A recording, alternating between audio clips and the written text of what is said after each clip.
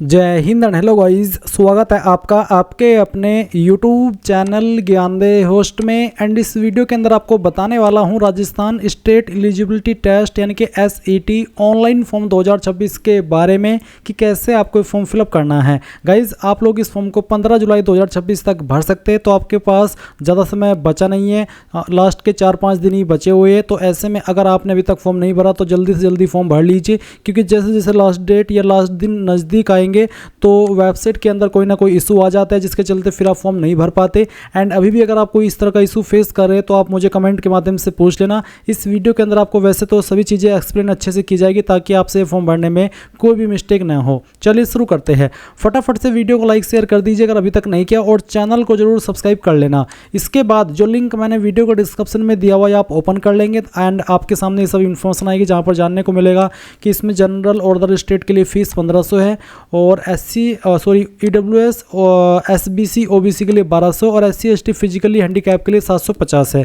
Form आप 15 जुलाई 2026 तक भर सकते हैं। अप्लाई करने के लिए इसमें जो क्वालिफिकेशन चाहिए वो यहाँ पर आपको दिया गया है। इन सब्जेक्ट पर आप अप्लाई कर सकते हैं, साथ ही एज लिमिट दी गई है। तो ये सभी जानकारी जानने के बाद गाइज, अगर आप एलिजिबल है इसमें अप्लाई करने के लिए और आप ये फॉर्म भरना चाहते हैं तो इंपॉर्टेंट लिंक के सेक्शन से अप्लाई ऑनलाइन लिंक ओपन करेंगे। अब आपके सामने यहाँ पर ये SSO की ऑफिशियल वेबसाइट आ जाएगी। तो मैं आपको बता दूं गाइज, अगर आपका इस वेबसाइट के ऊपर पहले से अकाउंट बना हुआ है तो आप डायरेक्टली लॉगिन करेंगे। इसके लिए आपको आपका जो SSO ID है वो डालना है, या फिर अपना यूजर नेम डालना है, और अपना पासवर्ड जो आपने बनाया था अकाउंट क्रिएट करते समय वो आप डालेंगे, और ये कैप्चा कोड डाल करके लॉगिन कर लेंगे। और अगर आप अपना यूजर नेम या फिर कह लीजिए SSO ID या फिर पासवर्ड भूल चुके हैं तो आप उसको रिकवर करके भी लॉगिन हो सकते हैं। रिकवर करने के लिए क्या करेंगे, अगर आपको SSO ID रिकवर करनी है तो आप I forgot my digital identity SSO ID click है, इसके ऊपर क्लिक करेंगे। देन आप यहाँ पर इनमें जैसे कि सिटीजन, उद्योग, government employ, Jan Aadhaar, Google, किस माध्यम से इसको रिकवर करना चाहते हैं, फॉरगॉट करना चाहते हैं, वो आपको सेलेक्ट करना है। इसके अलावा गाइज आप यहाँ पर देख सकते हैं आपको दूसरा माध्यम भी दिया है। आप आपके रजिस्टर्ड नंबर से इस नंबर के ऊपर SMS कर सकते हैं, और लिखना होगा SMS के अंदर आपको RJ और उसके साथ में स्पेस लगा करके SSO, ये लिख करके आप इस नंबर पर सेंड कर दीजिए। आपको रिवर्ट में आपकी SSO ID भेज दी जाएगी, या फिर यहाँ पर आप गूगल अकाउंट के माध्यम से भी इसको रिकवर कर सकते हैं। और अगर आप पासवर्ड भूले तो फॉरगॉट पासवर्ड के ऊपर क्लिक करके आप यहाँ पर आपका जो रजिस्टर्ड ईमेल ID है या तो वो डालेंगे, या फिर जो SSO ID अभी आपने रिकवर की है वो डालेंगे। और फिर यहाँ पर मोबाइल सेलेक्ट करना है तो मोबाइल सेलेक्ट करके जो रजिस्टर्ड नंबर है वो डालेंगे, ये कैप्चा कोड फिल करेंगे और सबमिट कर देंगे। इसके बाद गाइज आपको यहाँ पर आपका एक न्यू पासवर्ड मिल जाएगा, जिसका इस्तेमाल करके आप लॉगिन हो जाएंगे। बट गाइज अगर आप फ्रेशर है, आपने इस वेबसाइट का इस्तेमाल करके कोई फॉर्म नहीं भरा, तो आप इसमें पहले अकाउंट क्रिएट करेंगे। इसके लिए आपको यहाँ पर क्या करना है, आप दर्शन इसके ऊपर क्लिक करेंगे। फिर आपको यहाँ पर सेलेक्ट करना है कि आप इनमें से किस माध्यम से लॉगिन होना चाहते हैं। तो यहाँ पर आपको जन आधार का भी ऑप्शन दिया है और गूगल का भी ऑप्शन है, तो आप यहाँ पर गूगल सेलेक्ट कर लीजिएगा। गूगल सेलेक्ट करने के बाद में आपको आपकी ईमेल ID का यहाँ पर इस्तेमाल करना है। कोई भी ईमेल ID आप यहाँ पर डालिए एंड देन नेक्स्ट के ऊपर क्लिक कीजिए। अब गाइज यहाँ पर आपके सामने कुछ ऐसा इंटरफेस आएगा, जैसे ही आप अपनी ईमेल ID एंड उसका पासवर्ड डाल करके लॉगिन कर लेंगे। अब आपको यहाँ पर आपकी SSO ID बना लेनी है। आप अपनी ईमेल ID के अकॉर्डिंग जो SSO ID फैच की गई है, अगर यही रखना चाहते तो ये भी रख सकते हैं। अगर आपको इसमें कोई बदलाव करना है तो वो भी आप कर सकते हैं। फिर आपको एक पासवर्ड बनाना है नया, और आपका एक पासवर्ड कैसा होगा वो आप देख लीजिए। पासवर्ड के अंदर इंग्लिश का कैपिटल लेटर कम से कम एक, स्मॉल लेटर कम से कम एक, ज़्यादा कितने भी हो सकते हैं, स्पेशल कैरेक्टर और साथ ही डिजिट का आपको इस्तेमाल करना है। तो कुछ इस तरह का पासवर्ड बनाने के बाद में उसको दोबारा डालेंगे, वेरीफाई कर देंगे, अपना मोबाइल नंबर डालेंगे जो कि आप रजिस्टर करना चाहते हैं, और यहाँ पर ईमेल आपकी ऑलरेडी दी गई है। इसके बाद में आपको रजिस्टर के ऊपर क्लिक करना है। अब गाइज आपके सामने लॉगिन का पेज आएगा, जैसा कि आप यहाँ पर देख सकते हैं। अब आपको यहाँ पर वो आपकी SSO ID डालनी है जो कि अभी आपने बनाई है, या फिर आपका यूजर नेम डालना है, आपका पासवर्ड डालना है जो कि अभी आपने बनाया, ये कैप्चा कोड डालेंगे एंड देन लॉगिन के ऊपर क्लिक करेंगे। अब गाइज आपके सामने यहाँ पर ये अपडेट प्रोफाइल का ऑप्शन आएगा। तो आपको सबसे पहले आपका फर्स्ट नेम एंटर करना है 10th के सर्टिफिकेट के अकॉर्डिंग, फिर आपको आपका लास्ट नेम एंटर करना है। इसके बाद डिस्प्ले नेम अगर आप अपना चेंज करना चाहते हैं तो ये भी आप यहाँ से चेंज कर सकते हैं। फिर आपकी जो डेट ऑफ बर्थ है वो आपको यहाँ पर इस तरह से कैलेंडर के ऊपर क्लिक करके सिलेक्ट कर लेनी है, पहले ईयर फिर मंथ और उसके बाद में डे। देन गाइज यहाँ पर जेंडर आपको सेलेक्ट करना है। अगर आप यहाँ पर नंबर ऐड करना चाहते हैं, आपने नहीं किया, तो आप यहाँ पर इसके सेक्शन के ऊपर क्लिक करके अपना नंबर डालेंगे, सेंड OTP पर क्लिक करेंगे तो OTP जाएगा, वो OTP यहाँ पर डाल करके वेरीफाई करना है। ईमेल ID भी आप यहाँ पर ऐड कर सकते हैं या फिर चेंज कर सकते हैं। इसके अलावा आपको यहाँ पर पोस्टल एड्रेस में जो आपका प्रेजेंट एड्रेस है वो फिल करना है, और फिर जो आपका पोस्टल कोड है वो भी आपका आपको यहाँ पर डाल देना है। पोस्टल कोड यानी कि जो आपका पिन कोड लगता है वो पिन कोड आप यहाँ पर लिखेंगे। सिटी डिस्ट्रिक्ट कौन सी है वो भी आपको यहाँ पर अपनी एंटर कर देनी है। एंड इसके बाद में गाइस आपकी जो स्टेट है वो भी आपको यहाँ पर सेलेक्ट कर लेनी है। फिर अगर आपकी बहामासा आईडी है तो वो आप यहाँ पर डाल देंगे, अगर नहीं है तो आप इसको ऐसे ही छोड़ दें। जन आधार आईडी है तो वो यहाँ पर डाल देंगे, एडिट के ऊपर क्लिक करके, नहीं तो आप इसको ऐसे ही छोड़ देंगे। एंड उसके बाद में अगर आपका आधार आईडी है तो आप यहाँ पर डालेंगे, कोई ओल्ड एसएसओ आईडी है तो आप यहाँ पर दे देंगे। एंड उसके बाद में इन सभी जानकारी को चेक करते हुए आप अपडेट के ऊपर क्लिक करेंगे। गाइज जैसे ही आप आपकी प्रोफाइल की इंफॉर्मेशन फिल कर लेंगे या फिर उसको अपडेट कर लेंगे तो आप यहाँ पर जो रिसेंट ऐप्स है जो कि एसएसओ के सभी सुविधा है वो यहाँ पर आपको देखने को मिलेंगे। आपको क्या करना है, आपको यहाँ पर इसमें सर्च कर लेना है, क्विक सर्च के अंदर REC। जब आप इतना लिखेंगे तो आपको यहाँ पर रिक्रूटमेंट पोर्टल देखने को मिलेगा। तो आप ये जो रिक्रूटमेंट पोर्टल देख पा रहे हैं आप इसके ऊपर क्लिक करेंगे। इसके ऊपर क्लिक करने के बाद आपके सामने कुछ ऐसा इंटरफेस आएगा। गाइज यहाँ पर अभी रिसेंटली जो एसएसओ की वेबसाइट है उसने ये अपडेट लॉन्च किया है जहाँ पर आपको आपकी OTR की eKYC करने को बोला है। अगर आप यहाँ पर क्लिक हियर के ऊपर क्लिक करेंगे तो आपके सामने इसका नोटिस आ जाएगा, जिस नोटिस के अंदर आपको यहाँ पर बोला है कि बहुत सारे कैंडिडेट फ्रॉड इन्फॉर्मेशन दे देते हैं, बहुत सारे कैंडिडेट यहाँ पर सेम इन्फॉर्मेशन को बार बार दे देते हैं, या फिर जैसे कि आपने कोई इन्फॉर्मेशन भरी, सेम कैंडिडेट ने वही इन्फॉर्मेशन दोबारा भर दी, तो ऐसे में यहाँ पर डुप्लीकेशन हो जाता है, एप्लीकेशंस का ऑथेंटिकेशन हो जाता है कैंडिडेट का। तो इस तरह की जो चीज़ें हैं उनको रोकने के लिए ये eKYC को लॉन्च किया है। तो अब आप क्या करेंगे, आप यहाँ से ओके कर दीजिएगा। अगर आप पहले से OTR करके रखे हैं तो आपके सामने ये वाला इंटरफेस आएगा। अब आप यहाँ पर ओके करिएगा, क्योंकि मेरा पहले से ही इसमें OTR होकर के रखा है तो मेरे सामने कुछ ऐसा इंटरफेस आया जहाँ पर गाइज आपको इसमें फर्स्ट स्टेप देखने को मिलेगा बेसिक डिटेल्स का। तो जब आप बेसिक डिटेल्स अपनी देखेंगे जो कि आपने इसमें भरी थी, जो कि मैं आपको यहाँ पर दिखा देता हूँ, मेरे सामने बेसिक डिटेल्स का ऑप्शन आ चुका है। यहाँ पर पूछे are you Rajasthan government employ, अगर है तो यस, नहीं तो आप नो करेंगे। अगर आप यस है तो फिर आपको यहाँ पर राजस्थान गवर्नमेंट एम्प्लॉय नंबर देना होगा और फिर फैच के ऊपर क्लिक करके उस जानकारी को फैच करना होगा। अगर आप नहीं है तो आप नो करेंगे। फिर यहाँ पर KYC आप किसके माध्यम से करना चाहते हैं, जन आधार या फिर आधार। तो मैं यहाँ पर आधार सेलेक्ट कर लेता हूँ। अगर आप आधार सेलेक्ट कर रहे हैं तो फिर आपको आधार नंबर यहाँ पर डालना है और फिर वेरीफाई के ऊपर क्लिक करना है। इसके बाद आपके सामने इस तरह का इंटरफेस आएगा, डिक्लेरेशन आप यहाँ पर टिक करिएगा और टिक करने के बाद में आप अप्लाई के ऊपर क्लिक करिएगा। अप्लाई के ऊपर क्लिक करने के बाद में यहाँ पर इस तरह से आपके सामने आएगा। अब आप यहाँ पर इनके ऊपर टिक कर दीजिए और इसके ऊपर टिक करने के बाद में have you generated TOTP in M Aadhaar mobile app, तो आप यहाँ पर यस करिए अगर आपने TOTP इसमें जनरेट किया हुआ है। और नीचे अगर आप यहाँ पर नो कर देते तो आता है कि मेरे पास पहले से एक वैध आधार OTP TOTP है। अगर है तो आप कर दें, नहीं तो आपको यहाँ पर ये सेकंड वाला ऑप्शन टिक नहीं करना है, आपको सिर्फ पहले वाला ही टिक करना है और उसके बाद में OTP भेजे इसके ऊपर क्लिक करना है। इसके ऊपर क्लिक करने के बाद में गाइज यहाँ पर जो आपने आधार कार्ड के साथ में मोबाइल नंबर रजिस्टर किया हुआ है उसके ऊपर एक OTP सेंड किया जाएगा। वो OTP आप यहाँ पर डालेंगे और प्रमाणीकरण करें इसके ऊपर क्लिक करेंगे। गाइज जैसे ही आपका OTP वेरीफाई होगा तो आपके सामने इसी प्रकार का इंटरफेस आएगा जैसे कि आप वीडियो में देख सकते हैं। अब आप यहाँ पर आपके स्टेप 2 पर आ चुके हैं। इसमें आपको जो आपकी इंफॉर्मेशन आपने OTR के अंदर फिल करी थी वो इंफॉर्मेशन आपकी यहाँ पर फैच की जाएगी। अगर आपने OTR के अंदर अलग जानकारी भरी हुई है और आधार के साथ में आपकी अलग इंफॉर्मेशन है तो आप यहाँ पर अपडेट OTR के ऊपर क्लिक करके उसको अपडेट करेंगे। तो यहाँ पर गाइज मैंने अपनी इंफॉर्मेशन आधार के अकॉर्डिंग कर ली है और इसके बाद में आप यहाँ पर नीचे इंस्ट्रक्शंस देखेंगे। यहाँ पर आपको लाइव फोटो, आपको आपका लाइव फोटो अपलोड कर देना है। मैंने पहले से लाइव फोटो अपलोड करके रखा है इसलिए यहाँ पर मेरा फोटो यहाँ पर आ रहा है। और साथ ही आप देखेंगे स्पाइसमैन में आपको क्या अपलोड करना है। मैं आपको यहाँ पर सैंपल हैंड रिटन स्पाइसमैन ये ओपन करके दिखाता हूँ। ये आपका सैंपल है, आपको उसको क्या करना है, डाउनलोड कर लेना है और डाउनलोड करने के बाद में आपको प्रिंट करना है और प्रिंट करने के बाद में आपको यहाँ पर जो हिंदी प्रारूप है ये आपको यहाँ पर हिंदी में लिखना है। और जहाँ पर ये लिखा है मैं आवेदक का नाम में आपको आपका नाम लिखना है जो आपने फॉर्म के अंदर भरा है या फिर आप इसमें OTR के अंदर भरे हो। फिर पिता का नाम और जो आपका डेट ऑफ बर्थ है वो आप लिखेंगे। फिर उसके बाद में जो लाइन से हिंदी वाली है सेम लाइन आप यहाँ पर हिंदी में रिटर्न कर देंगे और यहाँ पर आप आपके सिग्नेचर कर देंगे। फिर सेम इन्फॉर्मेशन आपको इंग्लिश के अंदर रिटर्न करनी है अपने हैंड से और जहाँ पर आपको नाम लिखने को बोला है वहाँ पर नाम लिखना है और फादर नेम की जगह पर फादर नेम और डेट ऑफ बर्थ यहाँ पर भी लिखना है और फिर यहाँ पर भी लिखना है।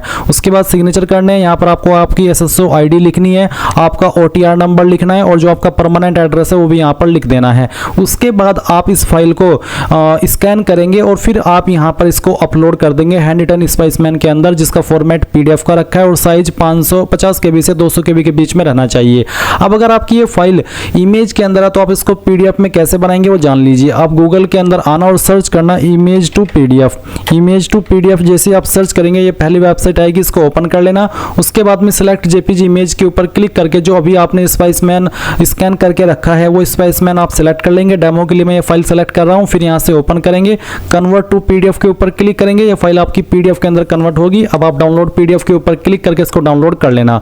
अब गाइज अगर आपका इसका साइज कम हो जाता है तो आप इसको कैसे करेंगे, अब बढ़ाएंगे वो जान लीजिए। आप गूगल के अंदर सर्च करना इंक्रीज, यहाँ पर आपको इंक्रीज PDF साइज, तो मैं यहाँ पर इंक्रीज PDF साइज सर्च करता हूँ। इसके बाद में यहाँ पर आप इंक्रीज PDF साइज की जो पहली वेबसाइट आएगी इसको ओपन कर लेना। उसके बाद में सिलेक्ट PDF के ऊपर क्लिक करना और जो आपकी PDF अभी आपने इमेज से PDF में बनाई है वो सिलेक्ट करना। उसके बाद में ओपन करना और अभी इसमें आपको जो साइज बोला है वो 50 से 200 KB के बीच में बोला है, तो चलिए मैं यहाँ पर इसको 100 KB कर लेता हूँ और फिर इंक्रीज PDF साइज इसके ऊपर क्लिक करता हूँ। इसके ऊपर क्लिक करने के बाद में ये फाइल का जो साइज है PDF का ये बढ़ेगा। जो आपने साइज अपनी मर्जी से यहाँ पर बनाया उस साइज में, तो आपको थोड़ा सा प्रोसेस होने देना है। मैं डाउनलोड के ऊपर क्लिक कर लेता हूँ क्योंकि ये हो चुकी है प्रोसेस। उसके बाद आप यहाँ पर आएंगे और जो फाइल आपने अभी PDF के अंदर कन्वर्ट की है वो फाइल यहाँ पर अपलोड कर देंगे। क्योंकि मैंने पहले से ही ये चीज़ें करके रखी है तो मेरी यहाँ पर लाइव फोटो भी अपलोड है, साथ ही साथ जो हैंड स्पाइसमैन है वो भी अपलोड है। अब आपको यहाँ पर आपका फुल सिग्नेचर इंग्लिश, आपको इंग्लिश के अंदर अपना सिग्नेचर अपलोड करना है जिसका साइज 20 से 50 KB के बीच में रखा है। फॉर्मेट JPEG का रहना चाहिए। साथ ही साथ फुल सिग्नेचर हिंदी। गाइज जो आपका इंग्लिश का सिग्नेचर है वो कुछ भी हो सकता है। आप सिग्नेचर में जो भी आप सिग्नेचर अपना रखते हैं, सिग्नेचर का मतलब होता है कुछ भी। सिग्नेचर ऐसा नहीं है कि आपका नाम है तो आप अपना नाम ही सिग्नेचर में लिखते हैं। कुछ कैंडिडेट या फिर कुछ लोग ऐसे भी होते हैं कुछ भी वहाँ पर लिख देते हैं, वो एक साइन होता है। तो इंग्लिश वाला जो भी आपका साइन है वो आपको यहाँ पर साइन अपलोड करना है। उसके बाद में फुल सिग्नेचर इन हिंदी, तो जो हिंदी के अंदर आप अपलोड करेंगे उसमें आप आपका पूरा नाम हिंदी के अंदर लिख करके अपलोड करिएगा। इसका साइज भी 20 से 50 KB के बीच में रखा है। तो आप अपलोड के ऊपर क्लिक कीजिए और जहां पर भी आपका सिग्नेचर है वो सिग्नेचर की फाइल आप यहां पर सिलेक्ट करेंगे। तो चलिए मैं यहां पर इस फाइल को सिलेक्ट करता हूं और फिर यहां से ओपन कर लेता हूं। आपका सिग्नेचर इस तरह से आ जाएगा। उसके बाद आप यहां पर हिंदी वाला सिग्नेचर भी सिलेक्ट कर लेंगे और फिर आप सेव और नेक्स्ट के ऊपर क्लिक करेंगे। नाउ गाइज आपके सामने यहां पर स्टेप 3 आएगा पेमेंट का। तो आप यहां पर पेमेंट वाले सेक्शन पर आएंगे और जो आपने इन्फॉर्मेशन अभी अपनी OTR के अंदर भरी है वो इन्फॉर्मेशन आप यहां पर चेक करेंगे। सभी इन्फॉर्मेशन चेक करने के बाद में यहाँ पर आपको पेमेंट डिटेल्स देखने को मिलेगी। इसमें पेमेंट मोड ऑनलाइन, अमाउंट आप देख सकते हैं, ट्रांजैक्शन डेट मैंने पहले से ही पेमेंट करके रखा है क्योंकि मैंने आपको पहले ही बताया था कि SSO की वेबसाइट के ऊपर जब आप एक बार OTR कर लेते हैं और उसके बाद जब आप एक बार फीस पे कर देते हैं तो उसके बाद में जितने भी फॉर्म आप भरते हैं SSO की वेबसाइट के माध्यम से वो सभी आप लोग फ्री में अप्लाई कर पाते हैं। तो मेरा पेमेंट यहाँ पर ऑलरेडी रिसीव्ड है, आप देख सकते हैं ट्रांजेक्शन डेट यहाँ पर दी गई है। और अगर आपका पेमेंट नहीं है तो आप यहाँ पर पहले पेमेंट करेंगे, उसी के बाद आप यहाँ पर इसको सबमिट करेंगे। तो चलिए अब यहाँ पर मैं सबमिट OTR के ऊपर क्लिक करता हूँ। इसके ऊपर क्लिक करने के बाद में आप यहाँ पर देखेंगे कि जो आपका OTR है वो सबमिट हो जाएगा। अब आपको यहाँ पर देख सकते हैं आपके डिस्प्ले के ऊपर OTR नंबर आपको देखने को मिलेगा और आप यहाँ पर नीचे की तरफ आएंगे तो आपकी जो इन्फॉर्मेशन अभी आपने भरी वो सभी आप यहाँ पर चेक कर सकते हैं। अब आप क्या करेंगे, अब आप यहाँ पर डैशबोर्ड के ऊपर क्लिक कर देंगे। अब गाइज मैं आपको बता दूं कि SSO की वेबसाइट के अंदर एक और नया अपडेट आया है। जो अभी आपने पार्ट देखा इस वीडियो के अंदर वो पहले जुलाई 2025 के अंदर आया था और उसके बाद में फिर अभी अगेन 2026 के अंदर इन्होंने इस वेबसाइट के अंदर चेंजेस किए। अब इसमें यहाँ पर कुछ और जानकारी भी आपको देनी है।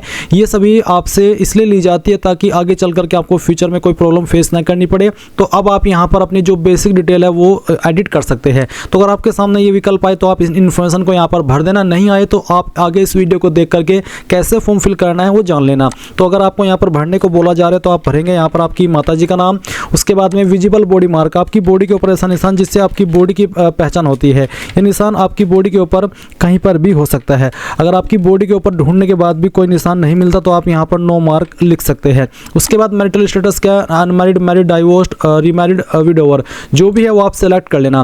फिर परमानेंट एड्रेस के अंदर जो भी आपका परमानेंट एड्रेस है वो आप फिल करेंगे लाइन 1, 2 और 3 के अंदर। थोड़ा थोड़ा पार्ट आपके एड्रेस का तीनों लाइन के अंदर डाल देना। सिटी आपकी कौन सी है उस सिटी का नाम आपको यहाँ पर एंटर कर देना है। मैं सभी इन्फॉर्मेशन डेमो के लिए भर रहा हूँ, आप आपकी रियल इन्फॉर्मेशन यहाँ पर भरेगा।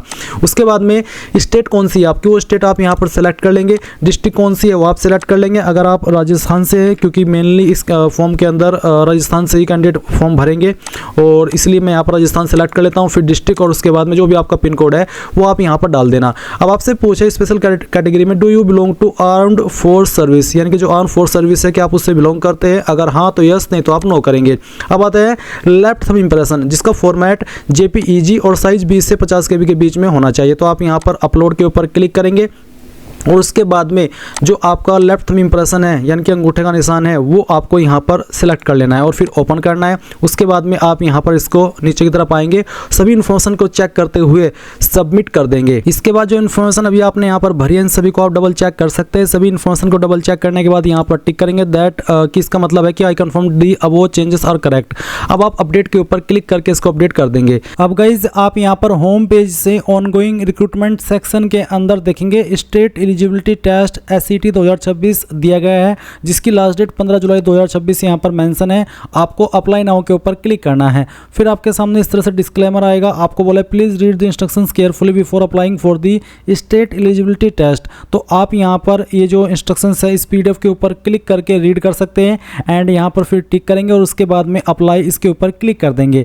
अब आपके सामने वो सभी सब्जेक्ट है जिन सब्जेक्ट पर आप ये फॉर्म अप्लाई कर सकते हैं। तो आपको जिस भी सब्जेक्ट के लिए अप्लाई करना है उसी के ऊपर आप क्लिक कर देना। इसके ऊपर क्लिक करने के बाद में यहाँ पर आपको बोला जा रहा है कि जो आपने OTR के अंदर इन्फॉर्मेशन भरी हुई है क्या आप उसको अपडेट करना चाहते हैं। अगर आप अपडेट करना चाहते हैं तो अपडेट के ऊपर क्लिक करके अपलोड कर ले, और अगर आपको लग रहा है कि सभी इन्फॉर्मेशन सही है, कोई इन्फॉर्मेशन मुझे अपडेट नहीं करनी, तो आप यहाँ पर प्रोसीड के ऊपर क्लिक कर दे। अब ये जो आप ग्रे व्हाइट के अंदर इन्फॉर्मेशन देख रहे हो वो इन्फॉर्मेशन है जो कि आपने OTR में भरी है। अगर आपको इनमें से कोई भी इन्फॉर्मेशन एडिट करनी है तो आप यहाँ पर राइट साइड में जहाँ पर आपका नाम लिखा है इसके ऊपर क्लिक करेंगे और इसमें वन टाइम रजिस्ट्रेशन के ऊपर क्लिक करके जो इन्फॉर्मेशन आपको एडिट करनी है वो आप कर सकते हैं। और फिर इस प्रोसेस को फॉलो करके यहाँ पर आएंगे और वो इन्फॉर्मेशन आपको यहाँ पर बदली हुई दिख जाएगी अगर आपको उसको बदलना है। नहीं तो आप यहाँ पर नीचे की तरफ आएंगे, इसमें आपको कुछ नहीं करना, सभी इन्फॉर्मेशन आपकी OTR के समय की दी गई हुई है। अब आप यहाँ पर नेक्स्ट के ऊपर क्लिक करके इसमें यस कर देंगे। अब आपसे यहाँ पर पूछा है पर्सनल डिटेल में डोमिसाइल डिटेल, ये भी इन्फॉर्मेशन आपने OTR के समय भर ली थी, तो आप यहाँ से सिंपली नेक्स्ट कर देना। नेक्स्ट के ऊपर क्लिक करने के बाद में आपके सामने क्वालिफिकेशन की जानकारी आएगी, तो पहले तो आप इसको टिक कर देंगे। फिर यहाँ पर आपकी जो इन्फॉर्मेशन है वो आपको भरनी है।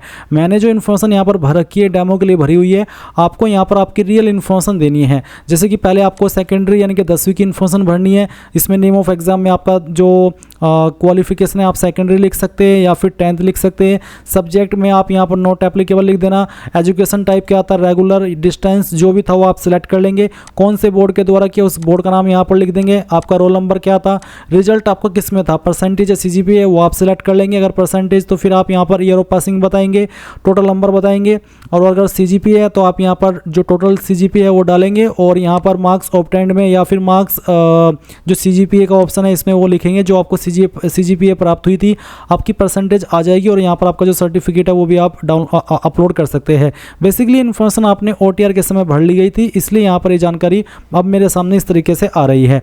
उसके बाद आपको यहाँ पर 12वीं की इन्फॉर्मेशन सेम तरीके से भरनी है।